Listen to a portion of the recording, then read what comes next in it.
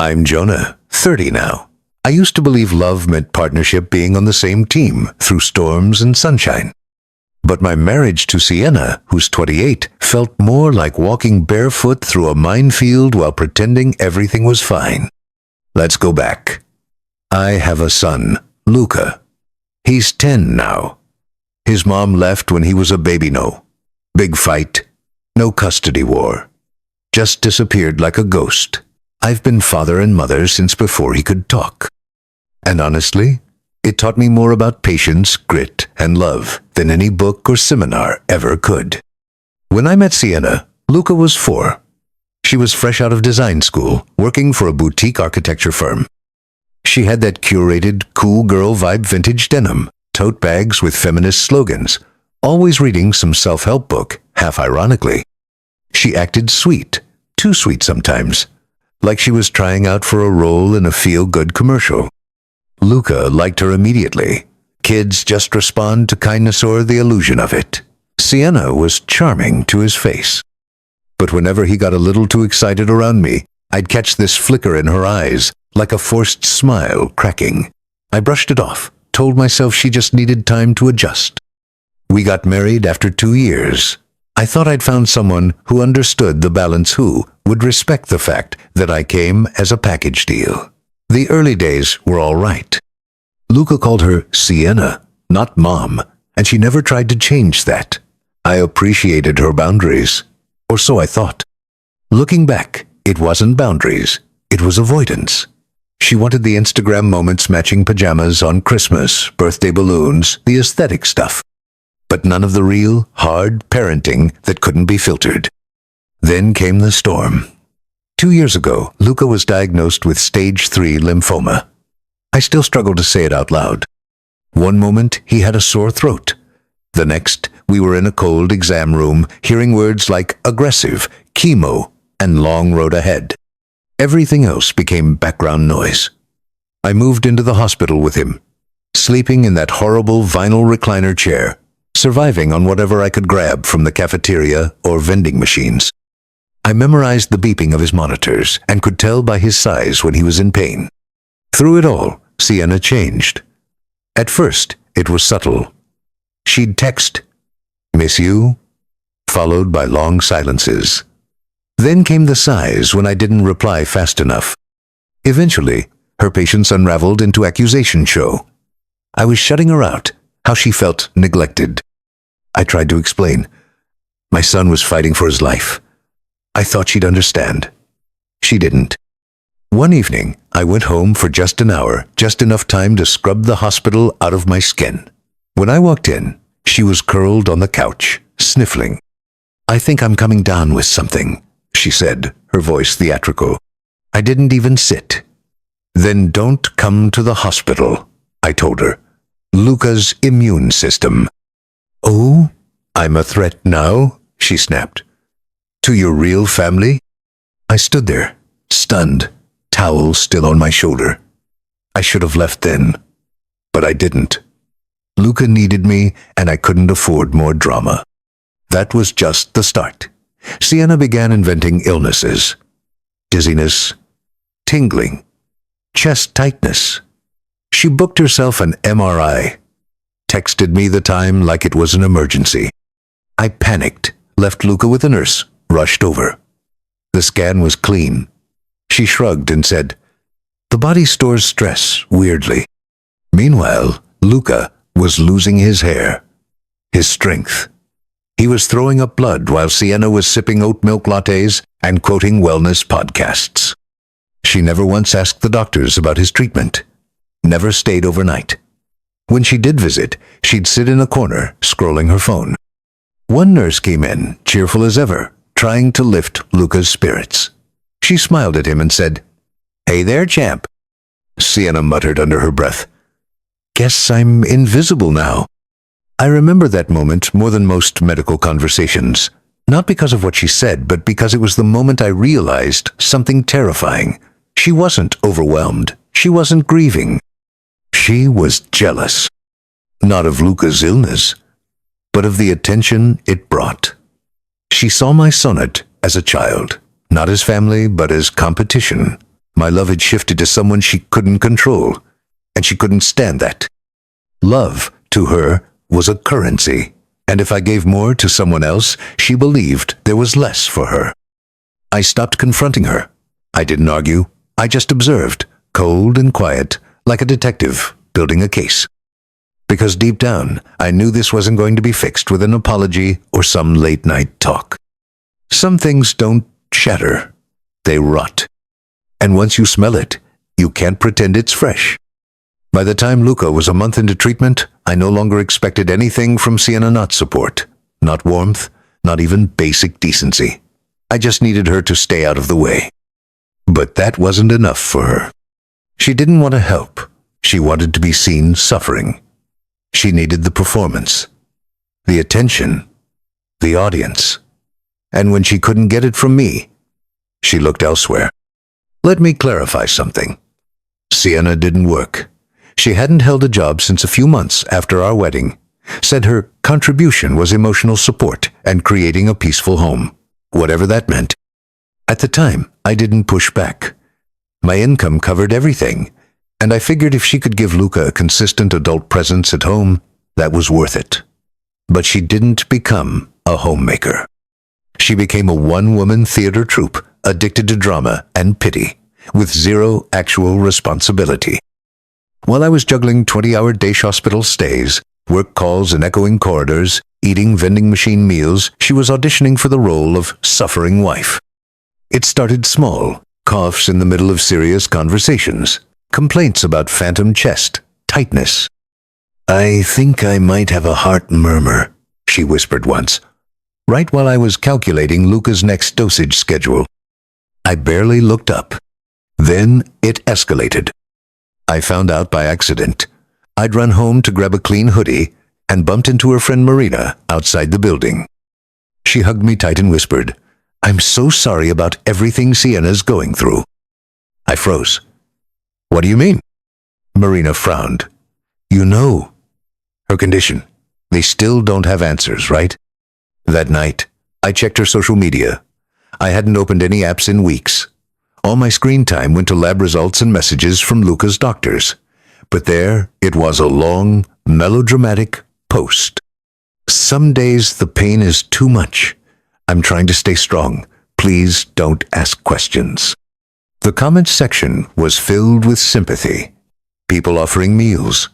One woman offered to send her essential oils. All while my actual real-life child was hooked to IVs and throwing up bile. I didn't confront her. What was the point? You can't reason with someone who treats attention like oxygen. Instead, I watched her closely, like a witness. Quiet. Focused.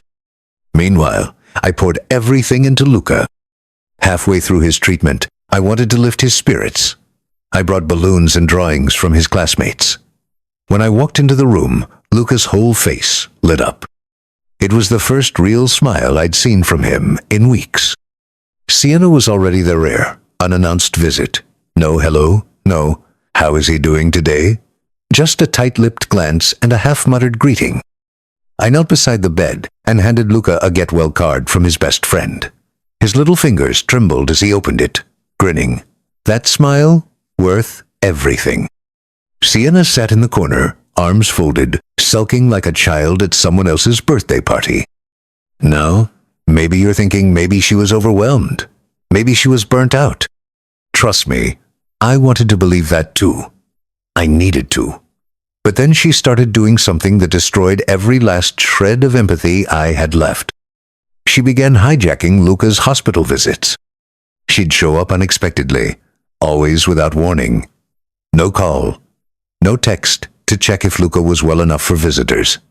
Just walked in, slow and dramatic, like a porcelain doll in a funeral gown. Once, a nurse entered with her usual bright smile. "How's my little superhero today?" Before Luca could even answer, Sienna sighed loudly. "I haven't slept all week. My blood pressure's been all over the place." Nobody asked. Nobody even looked at her. But that didn't stop her. Another time, she pulled out her phone mid-visit and whispered loudly into it, "Doctor said it might be chronic fatigue syndrome. Meanwhile, Luca was pale, sweating, holding back tears from bone-deep nausea, and she was delivering monologues like it was a soap opera. She never once asked about his medications, never learned the names of the nurses, didn't even know which side effects we were managing that week. But somehow, she always had stories for her online followers. Captioned selfies. Still fighting. Healing isn't linear. Healing from what? Exactly. She didn't cook, didn't clean, didn't show up emotionally or physically. Her greatest daily contribution was putting together pity posts for likes. And then came the final insult. She told one of her friends that I was the emotionally unavailable one, said I'd gone cold, that I was pushing her away when she needed love the most. She texted me one afternoon while I was helping Luca nap. I fainted at the grocery store. They ran emergency blood work. Might be anemia. Or worse. I looked at the message, blinked once, and replied, "Send me the results." She answered, "They didn't give me a copy yet." Right. That was the moment I stopped reacting altogether. That was my revenge indifference. No yelling, no panic, no fighting. She wanted drama. I gave her silence. Eventually, I had to set boundaries. I told the nurses not to let her into Luca's room without checking with me first. It wasn't petty, it was protective. She was a walking stress bomb, and Luca was already clinging to hope by a thread. And Luca, he started noticing too.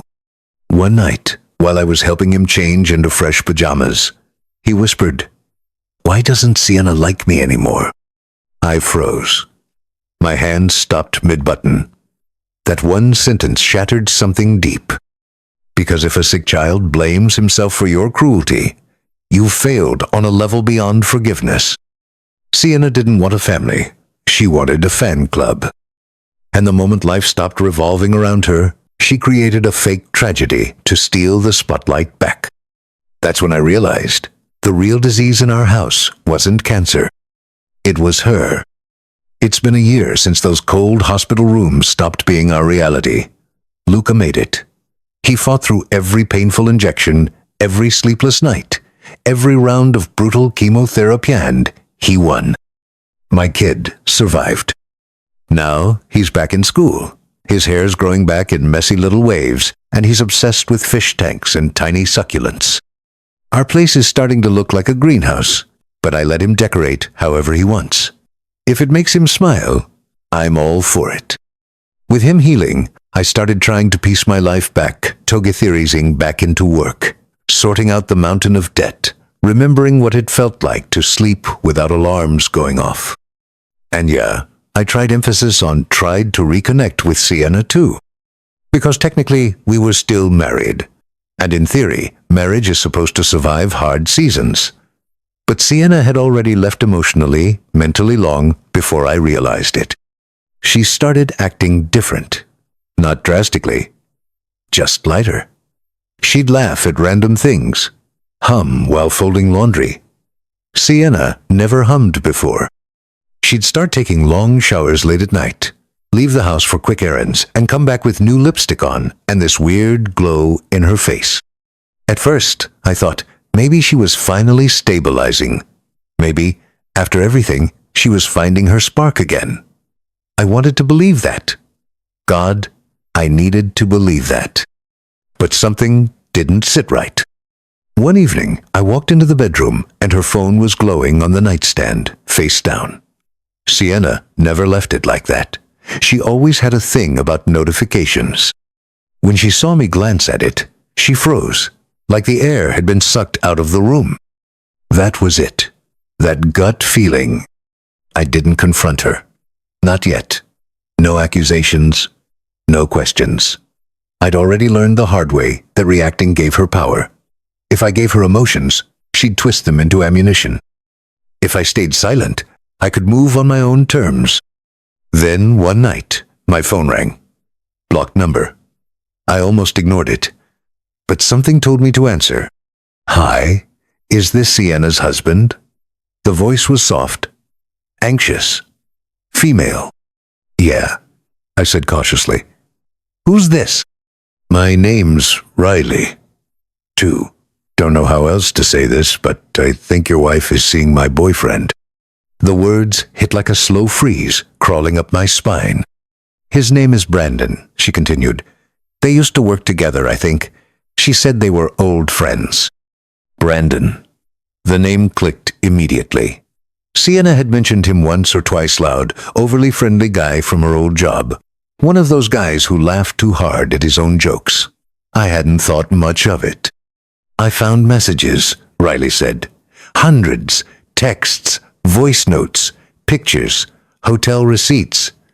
I'm sorry to dump this on you. Can you send them to me? I asked.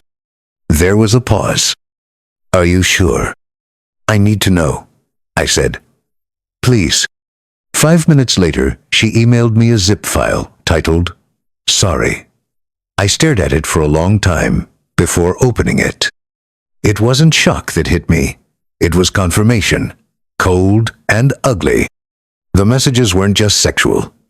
They were dramatic. Like Sienna thought she was starring in some indie film about forbidden love. Long paragraphs about how alive she felt with Brandon. One voice memo had her whispering, He makes me feel like myself again. But the message that burned itself into my brain, the one I'll never forget, was this. I love that you choose me over her. Her, meaning Riley, the actual girlfriend. Sienna wasn't just cheating, she was competing. Another message read, He doesn't even appreciate me. He's so cold. It's like I'm invisible in my own house. It wasn't about love. It was about being the main character. She didn't leave because she was unloved. She left because the attention wasn't hers anymore. I didn't yell. I didn't storm out. I didn't even text her back when she messaged from the grocery store that night, asking if we needed eggs. I just started paying attention, really paying attention. Every errand that overlapped with Brandon's office. Every late night I need airwalk that conveniently ended near a certain bar. I stopped engaging and started preparing. First, I called Julian, my college buddy who'd gone through a messy divorce. He gave me the name of a good attorney. I booked a consultation that week used my sick days, didn't tell Sienna a word. The lawyer, a woman named Petra, had the quiet calm of someone who'd walked 100 people through burning bridges. I handed her the folder, the messages, the receipts, the timeline. She flipped through them slowly and said, This is going to be straightforward. We got to work. The house? In my name. Bought years before I met Sienna. Bank accounts? Mostly separate. I'd only added her to one for shared bills. I pulled every transaction from the last year, labeled the sketchy ones.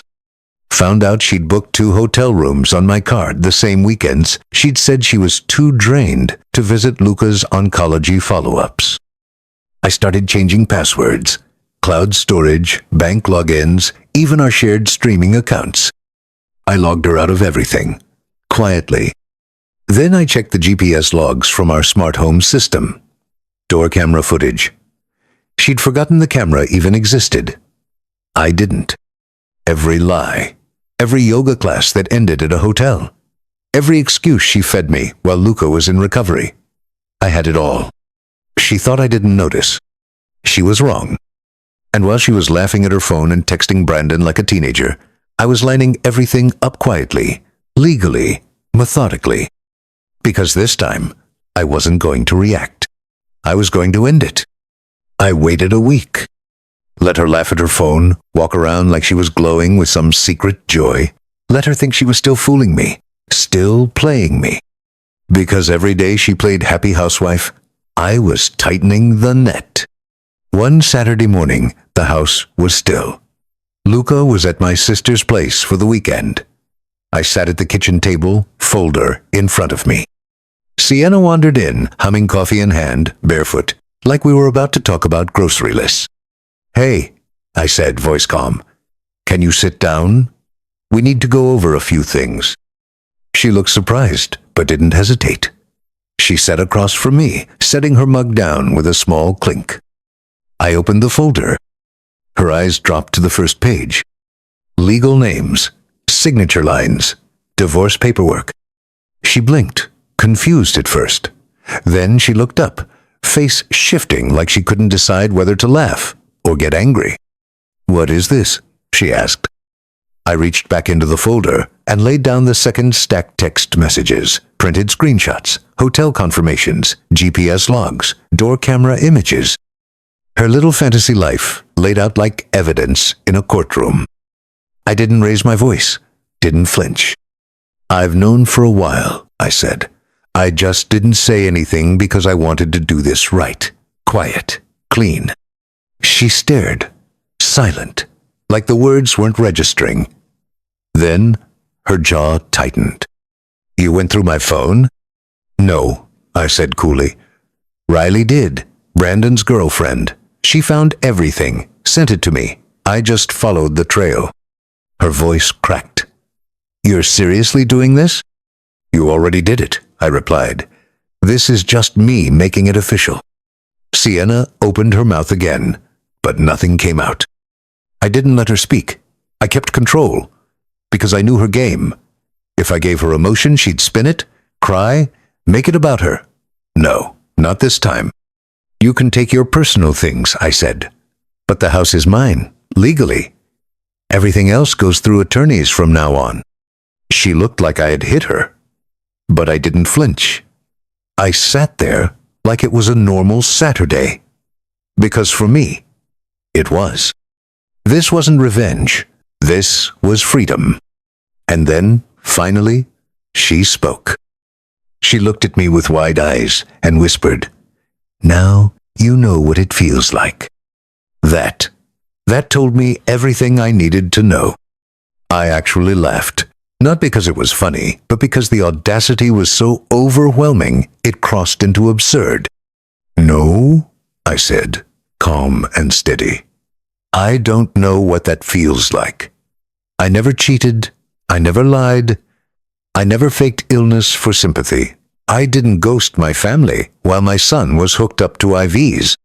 She folded her arms tight, defensive. "You ignored me for months?" "There's a difference," I replied. "Between being ignored and not being the center of attention. You weren't invisible.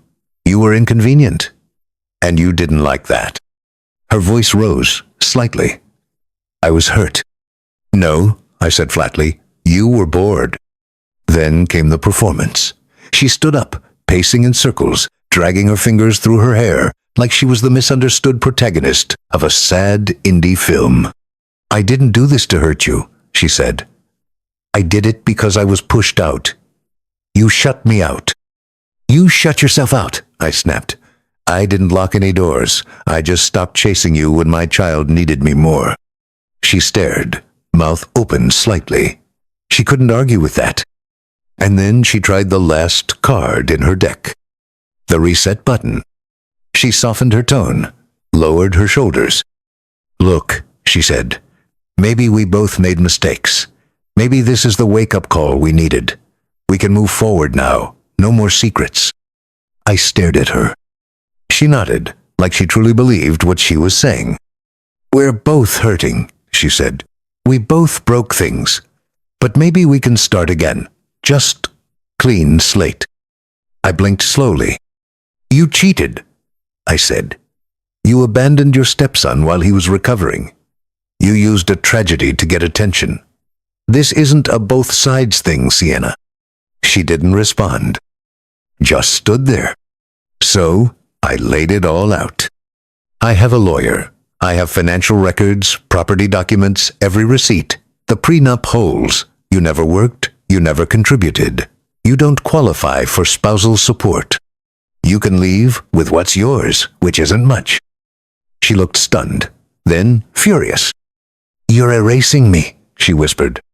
"No," I said. "You did that yourself. I'm just finalizing the paperwork." She started crying, or rather, trying to cry. Her eyes shimmered, but the tears didn't fall. She was waiting for me to soften. I didn't. Instead, I slid a second folder toward her. financials, credit reports, printed copies of every bill I paid solo for the last 3 years. "Here's what's going to happen," I said. "You'll sign the separation papers. My attorney will contact you Monday. From now on, everything goes through legal channels." She didn't speak, just stared down at the papers, still frozen in her own disbelief. I stood up and gathered the folders. "You have until Sunday night to pack your things," I told her.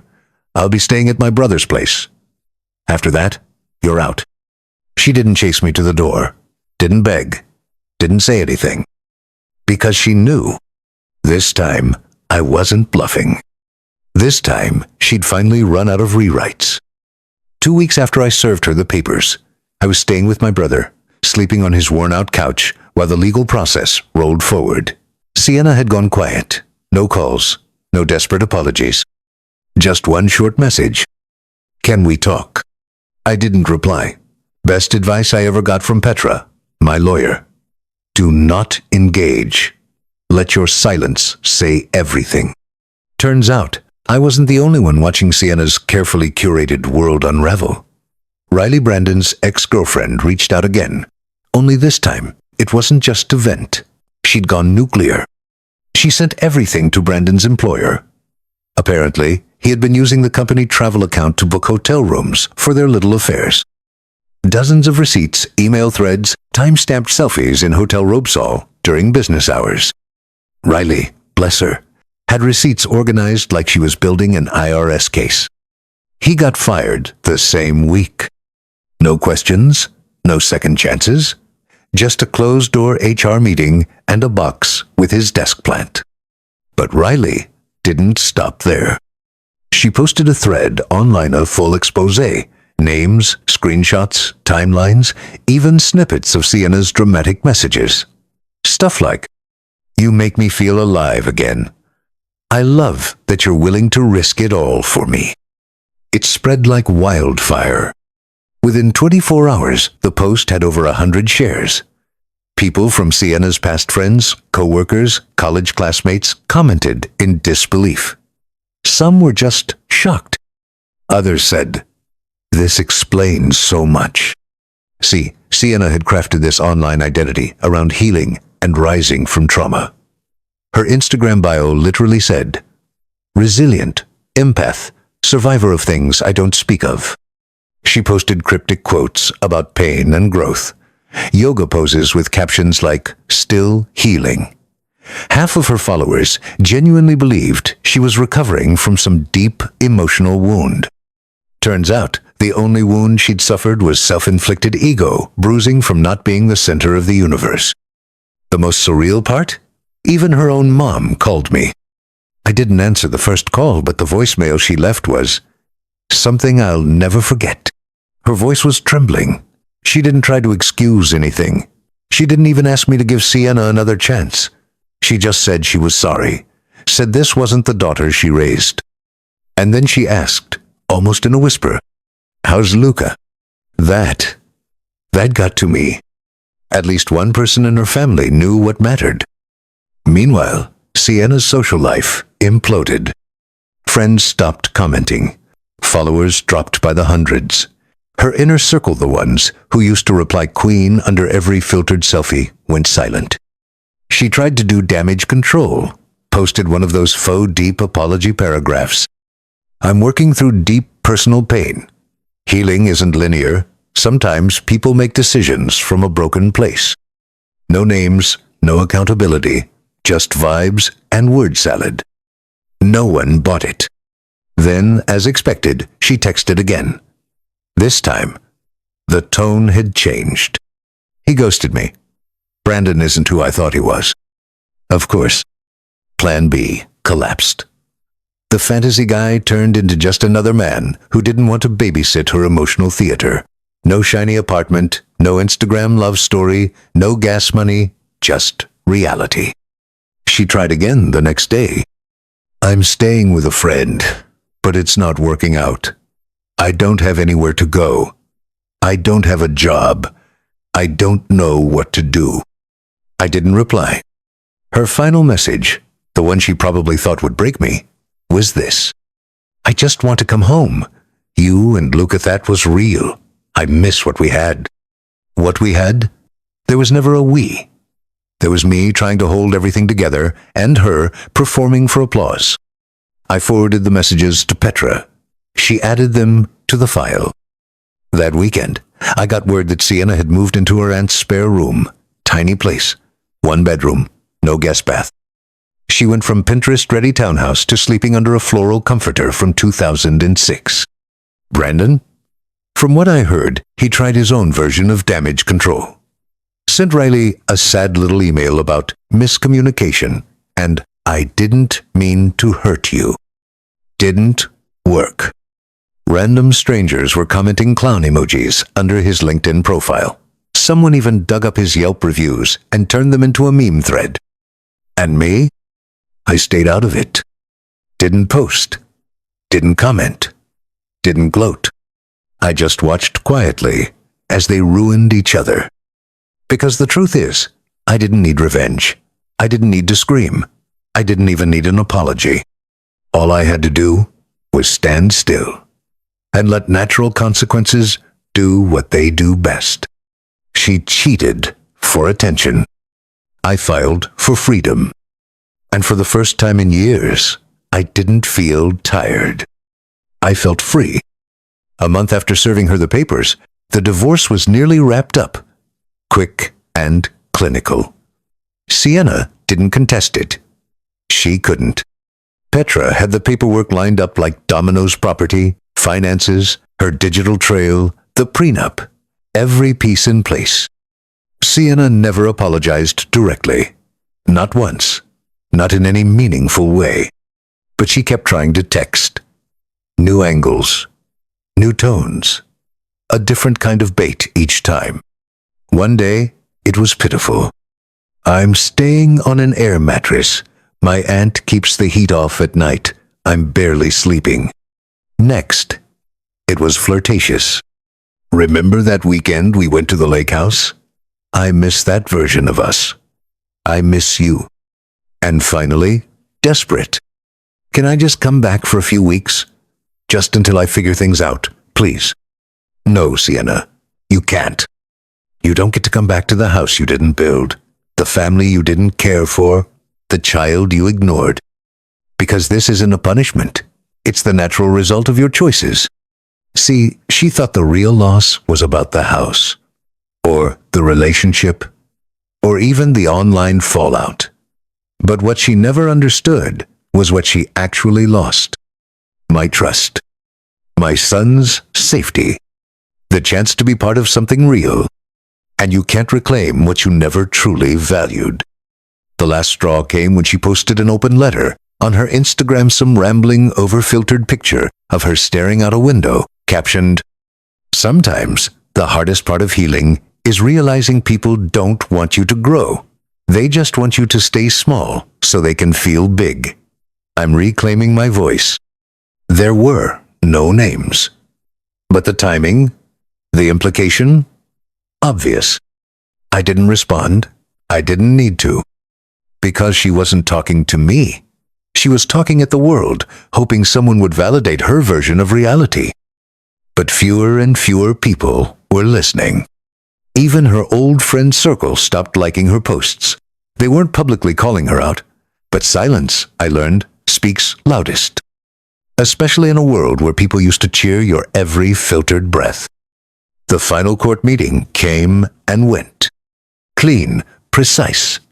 I walked in with my lawyer, walked out legally single. The judge barely asked Sienna any questions. Petra had everything locked down. The evidence spoke for itself. No alimony. No claim to the house. No contact with Luca. Sienna sat at the table in a wrinkled blazer and half-hearted mascara, not even trying to fake composure.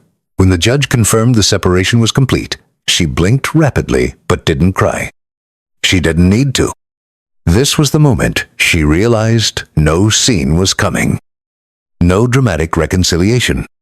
No final argument where she could scream or sob or flip the table. Just silence. And signatures. I left the courthouse that day and didn't look back. Got in my car, picked up Luca from school, He ran out with his backpack bouncing, his hair catching sunlight. "Guess what?" he shouted. "I got to name the class turtle." "What'd you name it?" "Captain Pickle." I laughed until I choked. Later that night, I told him the truthage. Appropriate, simple. "That lady, Sienna, won't be coming back. It's just you and me again." He didn't cry. He didn't ask questions. He just nodded, then said, "Cool. Can we get another turtle so Pickle isn't lonely?" I smiled. "We'll see." We stayed up late building a Lego spaceship. Then we planted a few new succulents together. His collection's getting out of hand, but I don't care. If that's what joy looks like now, let it grow wild. The house is quiet these days, but peaceful. No sighs in the corners, no tension in the hallways, just the sounds of a boy rediscovering childhood and a father rediscovering himself. People ask me if I miss her. I don't. Because you can't miss someone who is never really there for the right reasons. They also ask if I feel proud of how I handled it. I'm not proud. I'm relieved. I didn't burn bridges. I didn't scream. I didn't stoop to her level. I just waited for her mask to fall, and when it did, I walked away, holding my son's hand knot, hers. And you know what? That's enough. More than enough. Because the truth is, I didn't need justice. I needed peace. And I have it now.